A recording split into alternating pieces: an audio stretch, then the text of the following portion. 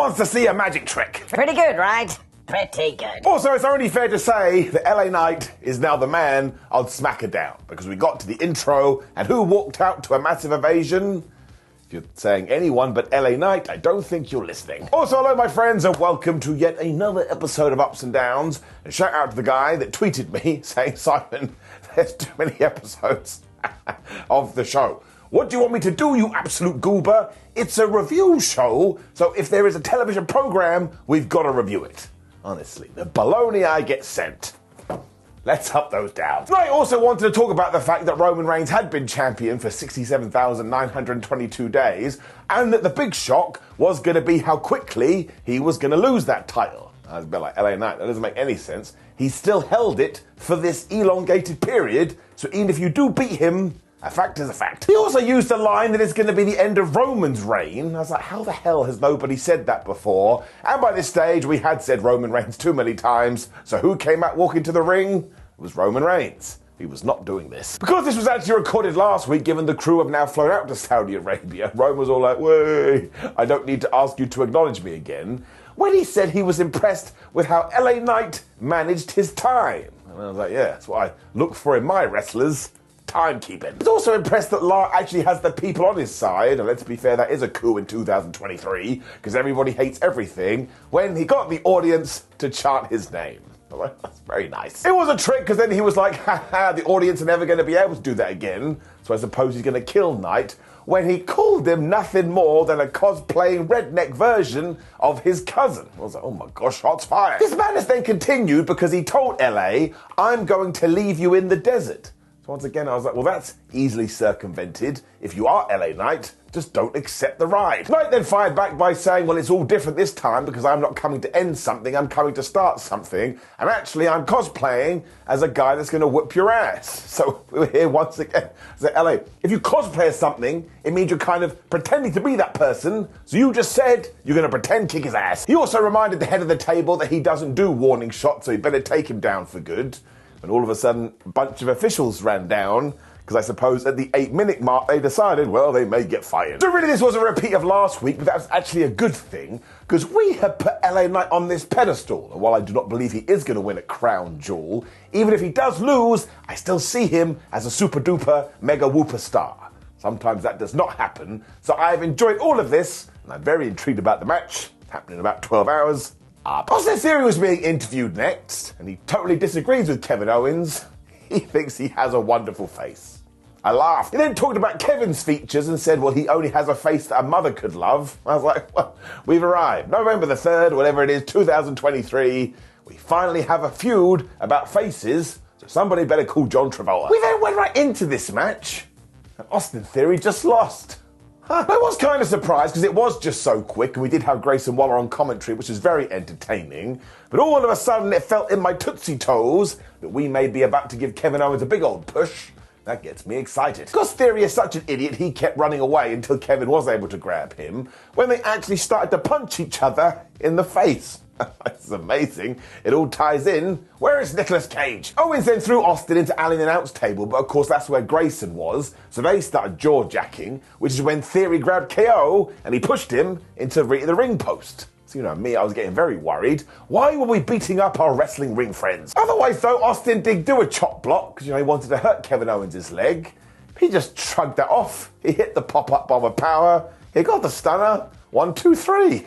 Kind of just sat there. Shrug emoji. Okay. Owens also glared at Waller after this, so I suppose we'll now go into that feud. And I guess that Kevin's going to need a tag team partner. Although why the flood would be separating from Sami Zayn. This was alright. It was just fun. The forgotten word in professional wrestling. Up. Gabby Kelly was then chatting to Bianca Belair because of course she is taking on Bayley in our main event. And before she could say anything, Damage Control jumped her and beat her up. So she must have seen this coming. I mean, Damage Control literally were right there. Nick Aldis and friends then came in to break it up, but they were way too late. And I was like, Nick, that is not great given you only just started this job. When we cut to Bobby Lashley and the Street Profits, they basically said hello to Logan Paul. Why not? The real strange part, though, is that B-Fab of Hit Row then walked in and was like, Bob, I want to chat to you. So they walked off to have a conversation. And the only question I can think she asked Bobby Lashley was, can you please get me on television? Because nothing else is working. We then just got this random tag team match whatever run Chelsea Green was on just came to an end. So we found out that last week Chelsea and Piper Niven had challenged Shotsy and a mystery partner, and the mystery partner was Charlotte Flair. Now let me tell you this, if it had been Doink the Clown, Reaper Man, or Duke the Dumpster Drosy, I would have been less surprised. Why the flub is Shotsy teaming with Charlotte? And also, why is Shotsy just going through the entire women's division looking for a partner? It also went about 2 minutes, and as soon as the Queen had tagged in, she just whooped everybody's ass. Although I suppose it was Chelsea's fault, because Piper was doing all right, Green did the blind tag, and then just got booted right in the face. 1, 2, 3. I mean, she didn't even get put in the figure of 8. What's happened to my back? And look, this was fine too, and now we know that Charlotte and Shotsy are getting a tag team match, which has to be the lamest reason for anyone to get a geese title shot. I just kind of feel like WWE doesn't care about these championships, and that sucks, because all 4 people here are pretty damn great. Gonna have to give it a down. I mean, it was over so damn quickly, you could do so much more. We then continued our build to the pay-per-view premium live event, because here came Paul Heyman and Solo Sikoa. Now, their big point was that we better all enjoy John Cena, because in but a matter of hours, they're basically going to finish him off for good. Heyman also wanted to make this clear that it wasn't Roman Reigns' fault, because it was John Cena who came after the bloodline. This is like the police knocking on your door and you open it and just go, listen, I did not kill that guy. The cops are like, we just wanted to talk to you about a parking ticket. Paul also said that one day Solo may become the tribal chief, so Roman was probably in the back melting down. When Sikoa took the microphone, don't forget he never talks, he was like, man, why are you wasting your breath on these people? We want to talk to John Cena. So because he had said the man's name, out came Jonathan, and Sikoa was then like, listen, I would drop you where you are right now, but I've got my rules, my orders from the tribal chief, and I have to leave you alone until Crown Jewel, and also, poof, there is a microphone, you better say goodbye to everyone, because once again, they're going to kill him. Now, this was a massive error, because we basically got fine speech Cena, because he was like, that's it, is it? That's all you've got. We've been waiting for you to say things for about a year, and you come out of that baloney. Well, look, I've only got 90 seconds, but I'm about to cook you. And he absolutely did. Because he mentioned the fact that Solo Sikoa only has a job given who his family is, and that really, as he looks at him here and now, you ain't nothing but a budget version of Taz. Don't forget, because that's WWE Taz, that's T-A-Z-Z, whereas Taz in AEW is T-A-Z. But, you know, all things considered, shout out to Taz, he's flubbing great. John also dropped the line that Sikoa better double tape his thumb tomorrow, because he's going to shove it up his ass. Like, is he actually going to shove it up his ass? I mean, they even bleeped the word ass here. I don't think they're going to show that on TV. He then realised his 90 seconds was up, so he threw the microphone on the floor and he left. This was quite funny. I think John Cena had a cold or something, because he was like, oh, John Cena. He could barely talk. But as ever, when this guy goes, he's so good. I also think WWE has done a fine job in making you go, oh, I don't know who's going to win here, which is wrestling secret sauce. And actually, if you put a gun to my head, I'd be like, 1, calm down, I'm happy to talk about it. And 2, I think Solo Sikoa is going to win. That'd be a massive victory. Up. Damage Control were then super happy because they had beaten up Bianca Belair, and Bayley was even teasing maybe she'll take on Io Sky for the women's title. When Nick Aldis walked in and was like, you do know I watch this show, that's my job.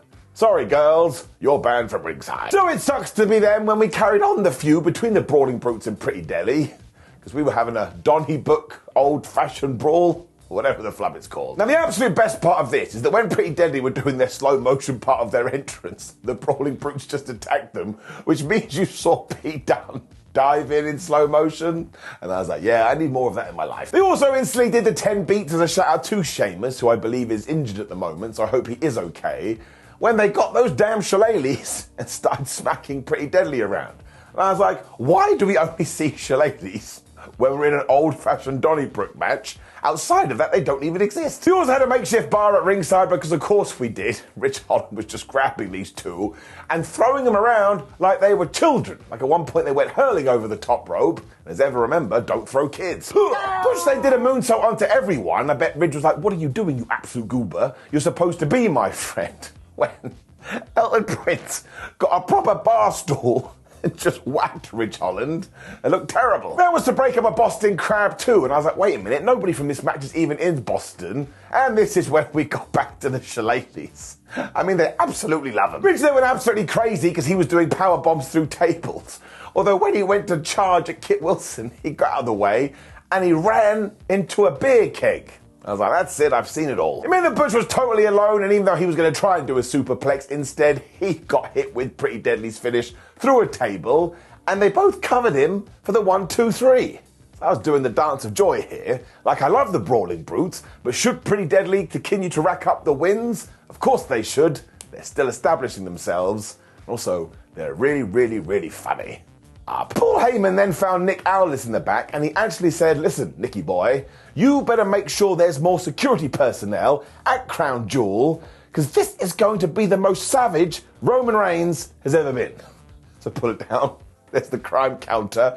You can't say things like that. You're definitely going to jail. When WWE decided, just because Logan Paul is in a match with Rey Mysterio, to do a weigh-in. Now look, I was totally fine with this because it's better than a contract signing. We've seen about 3,422 of those.